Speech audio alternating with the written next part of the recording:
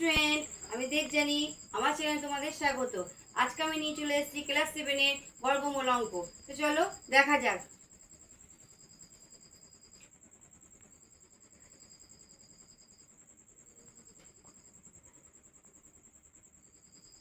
এই বর্গমূল দুভাগে করা যায়।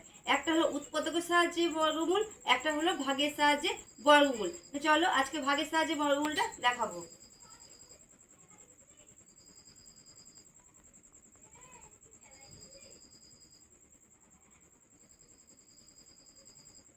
ভাগ যেরকম করা হয় সেই পদ্ধতিতে।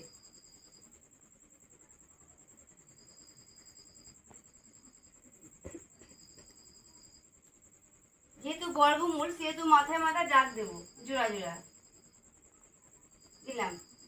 এবার দেখো, ভালো করে খেয়াল করবে, যা দেবো আমি সেই সংখ্যাটা ডবল দিয়ে দিতে হবে। যদি ভাবি 2 দিয়ে দেবো, তাহলে 2 এর সঙ্গে 2 গুণ করে দিতে হবে, আর 4 এর সঙ্গে 4 গুণ করে দিতে হবে। যদি ভাবি 3 দিয়ে দেবো, তো 3 এর সঙ্গে 3 গুণ করেই দিতে হবে। তাহলে এখানে দেখো 88 কাছে কত বসবে? 9 দিয়ে। 9 দিয়ে দিলে আমাকে 9 দিয়েই গুণ করতে হবে। 9 9 81।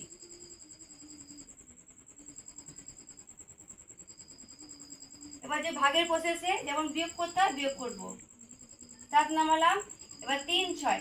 ভাগের মধ্যে আমরা একটা করে সংখ্যা নামাই, কিন্তু এখানে বর্গমূল সেহেতু আমাদের দুটো সংখ্যাই নামাতে হবে। নামিয়ে দিলাম। এবার দেখো এখানে কত আছে? 9। 9 এর ডবল কত? 18। তাহলে 18 এখানে বসবে। এবার দেখো, যেটা মূল বিষয়, 8 এর পাশে এমন সংখ্যা বসাবো, যদি 2 বসাই তাহলে 2 এর সঙ্গে আবার 2 গুণ করতে হবে। যদি 3 বসাই 3 দিয়ে গুণ করতে হবে। তাহলে দেখো এখানে শেষে যদি 6 আছে তাহলে কত দিয়ে যাবে? তাহলে আমি যদি 18 পাশে যদি 4 বসাই, তাহলে 4 বসালে 4 দিয়েই গুণ করতে হবে। 3 বসালে 3 দিয়েই গুণ করতে হবে। তাহলে আমরা দেখি কাজ যাচ্ছে কিনা। 4 4 16 6 হাতে 1, 4 32, 1 33 3 হাতে 3, 4 আর 3 4। দেখো 4 দিয়ে মিলে যাচ্ছে, তাহলে 4 এখানেও 4 এখানেও 4। তাহলে কত? 7 3 6।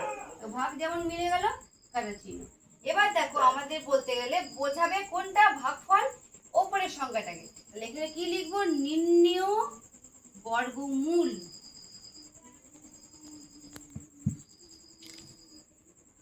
9 4 হলো। সেম যদি দশমিক থাকে, দশমিক তাহলে তোমরা কি করবে?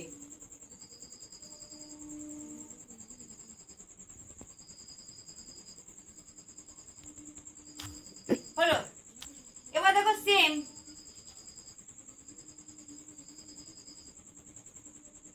0.8836। তাহলে কি করতে হবে? যে প্রথমে 0.টা উঠে গেল, বেশ উঠে দিলাম। এখানে যেমন এখানে একই ব্যাপার, একই প্রসেস হবে, শুধু দশমিক আর 0টা থাকলে কি করতে হবে সেটা দেখাচ্ছি। তাহলে এমন করেছিলাম 9 9 81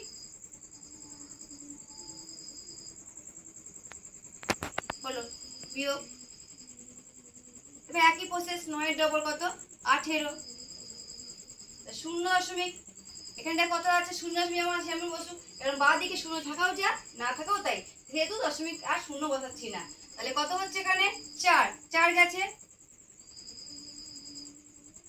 তাহলে এখানেও 4 এখানেও 4।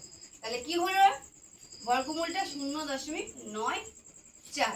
তাহলে নিয়ম দেখো একই, দশমিক যদি থাকে এরকম করতে হবে, আর দশমিক না থাকলে এরকম করতে হবে, শুধু দশমিক 0টা উঠাতে হবে। ব্যাস এইটুকুই।